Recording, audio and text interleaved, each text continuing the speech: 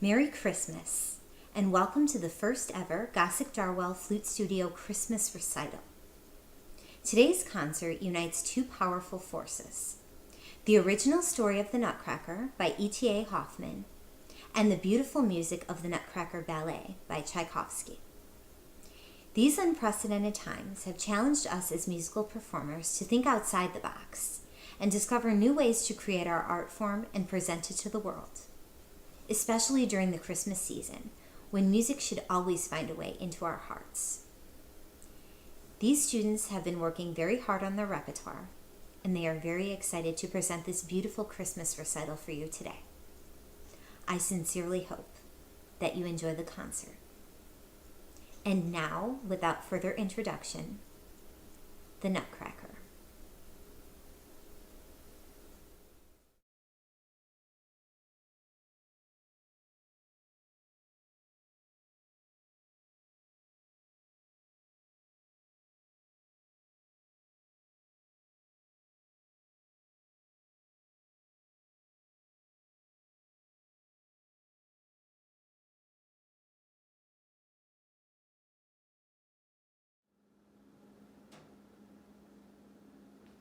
The Nutcracker, based on an original story by E.T.A. Hoffmann.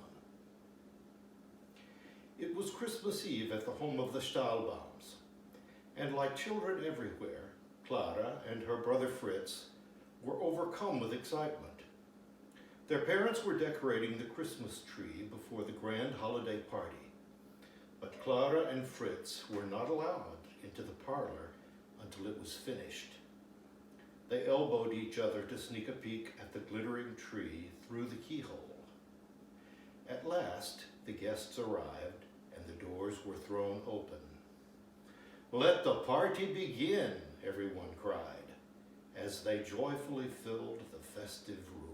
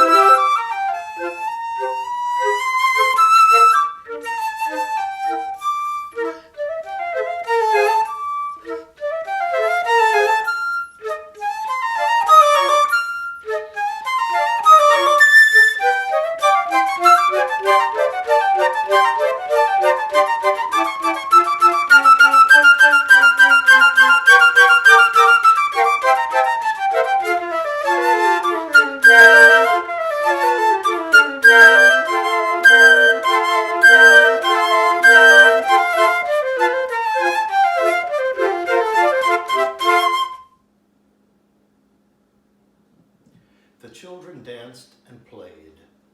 Everyone was merry until the lights flickered and the room grew dark. A mysterious man and a young boy entered from the shadows. The man was dressed all in black, with an enormous fluttering cape. The children scurried to hide behind their parents, just as he paused and flung his cape over his shoulder. There was nothing to fear. It was just Herr Drosselmeyer, Clara's beloved godfather. She flew into his arms for a hug and shyly met his handsome young nephew. Herr Drosselmeyer was a toy maker, and a visit from him was always full of surprises. The curious children, with their eyes full of wonder, gathered around 3 large boxes that he had brought with him. Suddenly the boxes sprang open, and out leaped one life-size doll, then another, and then another. As the celebration continued, Herr Drosselmeyer beckoned to Clara. He had a special gift for her, a nutcracker. The nutcracker was dressed as a handsome soldier with a white beard. Herr Drosselmeyer showed Clara how the nutcracker could open and close his mouth to crack nuts for everyone. She was playing with the nutcracker when suddenly a jealous Fritz swooped in and snatched it from her. He swung it around the room and smashed it down onto the floor with a loud thump. Clara burst into tears. Her beloved nutcracker was broken. Herr Drosselmeyer knew just how to fix the nutcracker. He tied a scarf around its head like a bandage and handed him back to Clara, who cradled him in her arms. Then Herr Drosselmeyer's nephew gave Clara a tiny bed. It was a perfect size for the nutcracker, and she nestled him into it to rest. The party was coming to an end, and everyone joined in for one last grand dance.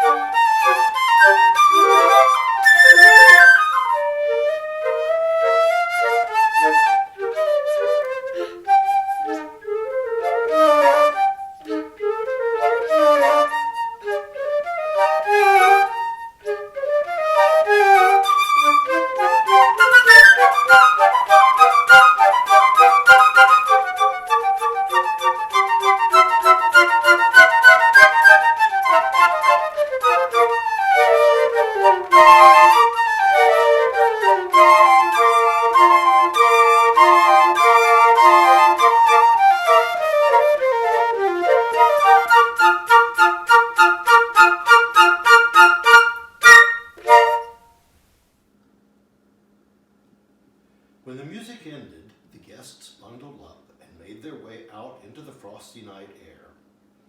Clara waved goodbye to her dear godfather and his handsome nephew. It had been a long evening, and it was time for bed.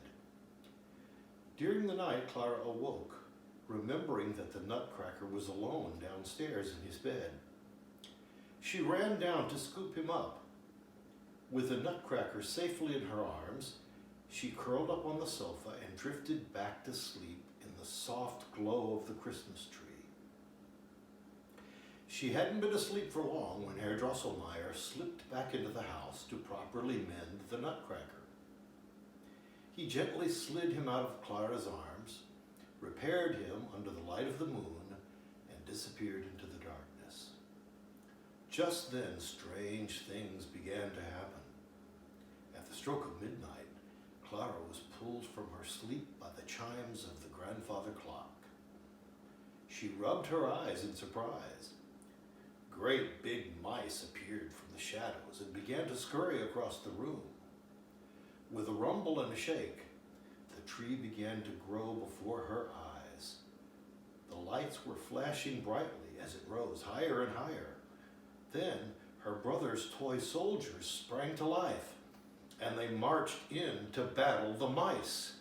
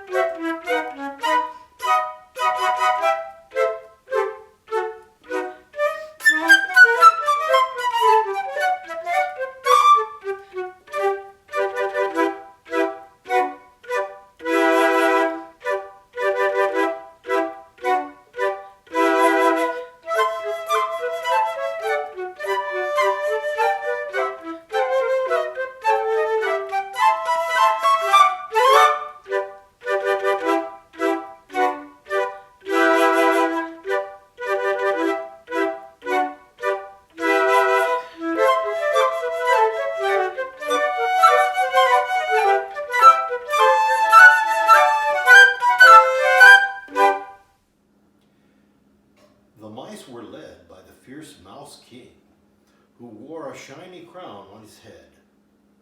Then the Nutcracker came to life, growing until he was just the size of Clara herself. His bed, now huge, spun around and around. The Nutcracker leaped out of the bed to lead the battle against the mice. The Mouse King towered over the Nutcracker, taunting him, when a quick-thinking Clara threw her slipper and it landed on the king's head. He turned to look away, and the Nutcracker toppled him over. The Nutcracker triumphantly claimed the Mouse King's crown in victory. In that very moment, he transformed into a handsome prince who looked very much like Herr Drosselmeyer's nephew. The prince gallantly placed the crown on top of Clara's head and led her by the hand into the starry night, beyond her home and deep into the forest toward the Christmas star. Snow began to fall, and the glistening flakes began to dance.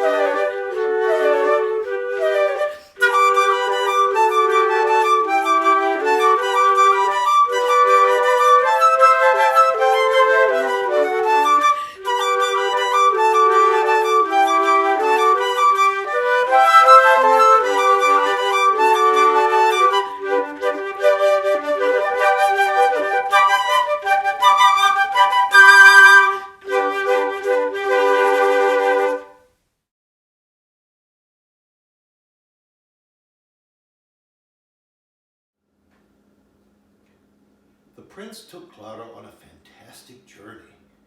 They boarded a cozy walnut boat and sailed into the night, soon arriving in an enchanted kingdom called the Land of Sweets. It was a magical place filled with candy, dripping in icing and magnificent, delicious colors as far as the eye could see. Clara and the prince were greeted by the Sugar Plum Fairy, who reigned over the land. She welcomed them with a curtsy and just then, a host of delights from her kingdom appeared before them. The Sugar Plum Fairy invited them to take a seat in two magnificent candy thrones with large bowls of chocolate, cake, and ice cream set before them. The Sugar Plum Fairy summoned everyone in the land of sweets to dance for Clara and the prince. First, there was a delightful dance of spicy Spanish hot chocolate, heralded by the call of the trumpets and snapping fingers.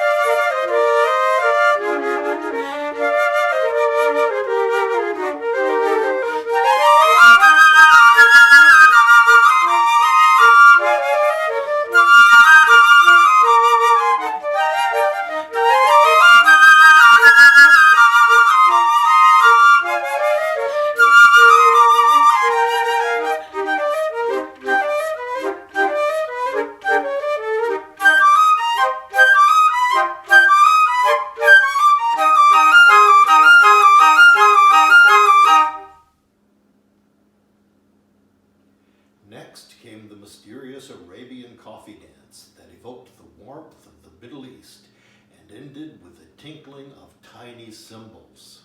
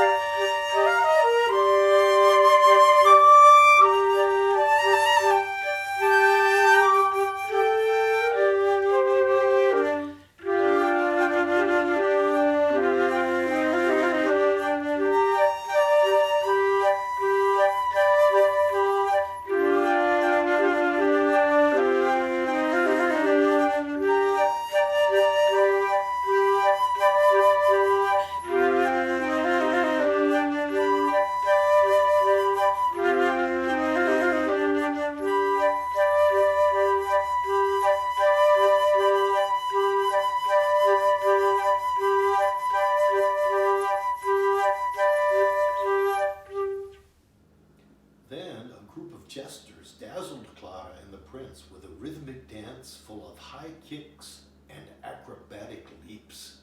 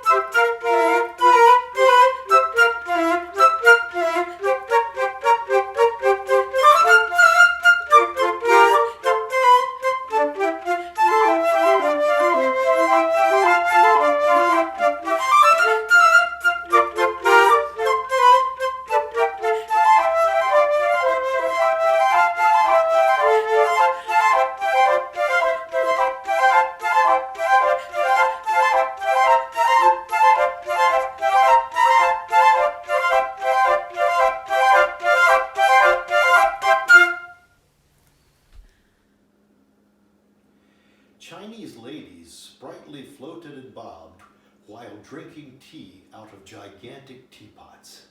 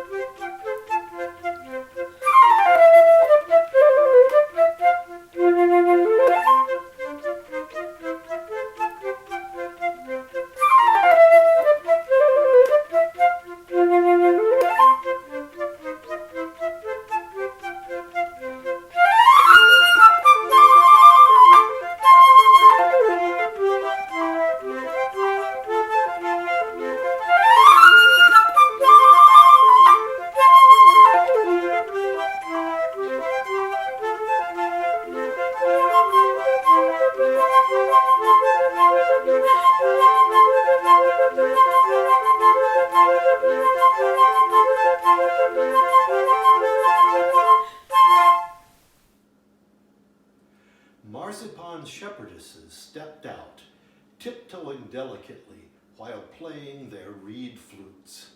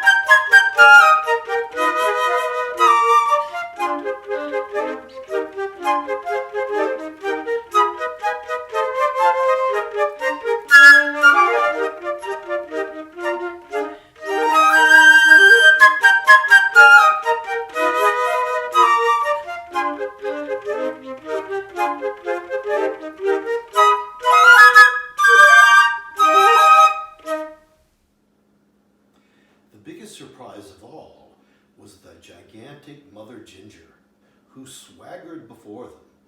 Suddenly, 8 tiny clowns, called Polichinelles, sprang from beneath her skirt and danced to the rhythm of her tambourine.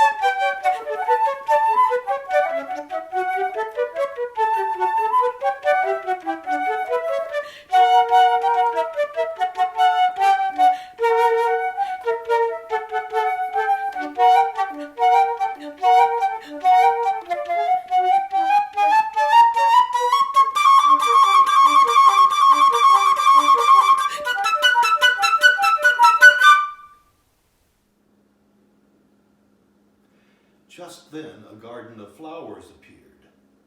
Amid the blooms was a shimmering dewdrop fairy, and with each step she brought every single petal to life in blossoming swirls of pink.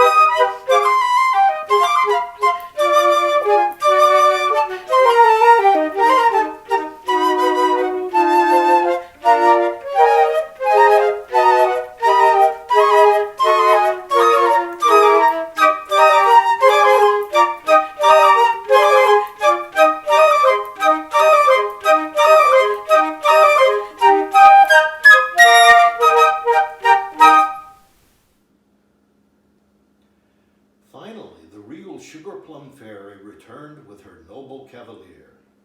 She floated gracefully about, and then she spun faster and faster before leaping into his arms.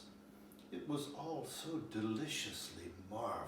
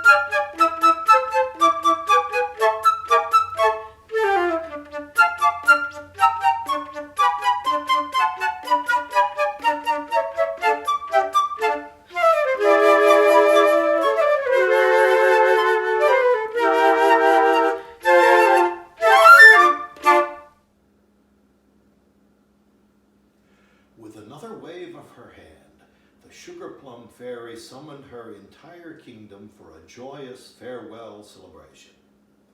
As much as they wanted to stay, it was time for Clara and the prince to leave the land of sweets and return home.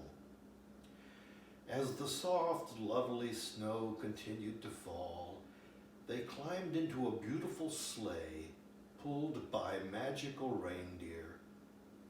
Clara and the prince waved farewell to their new friends as they rose higher and higher into the sky, away from their sweet celebration and into the starry night.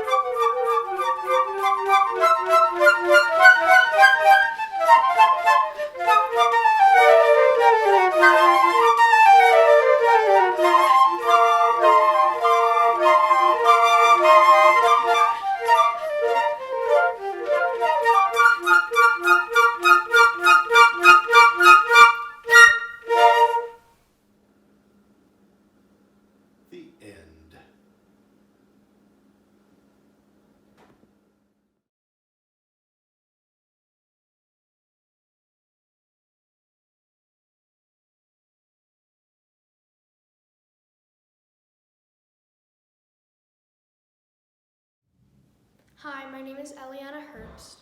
I hope you are all enjoying a wonderful holiday season. Dr. Darwell and I will be performing Silent Night.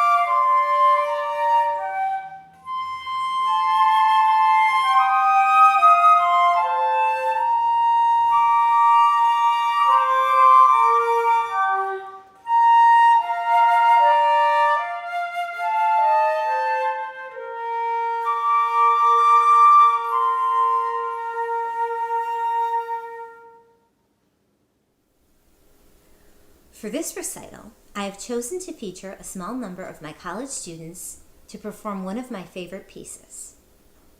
This musical selection is especially appropriate because due to the pandemic, some of them are unable to come home to spend the holidays with their families.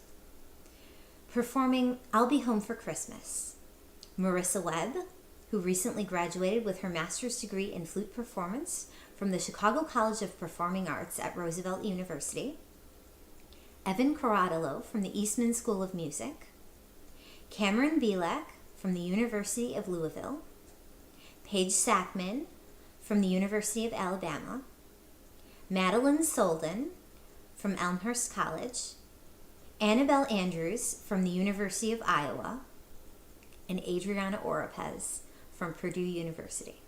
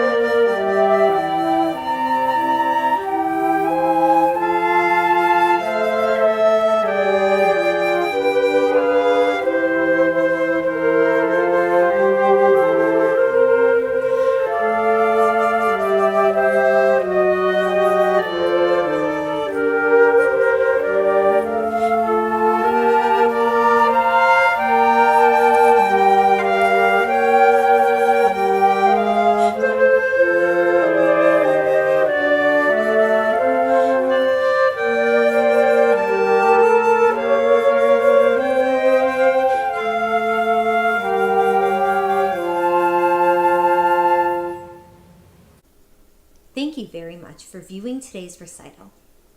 First and foremost, I would like to thank these fantastic students for all of their hard work. You have demonstrated tremendous growth during these uncertain times, and you have not allowed this pandemic to keep you from pursuing your passion for music. I am so proud to be your teacher.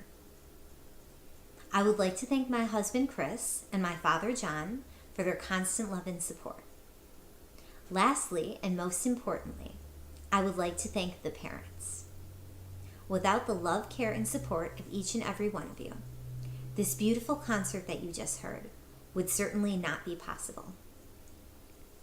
Merry Christmas, and may the beauty of this holiday season fill your hearts and bring you and your families closer together than ever before, even if you may be far away.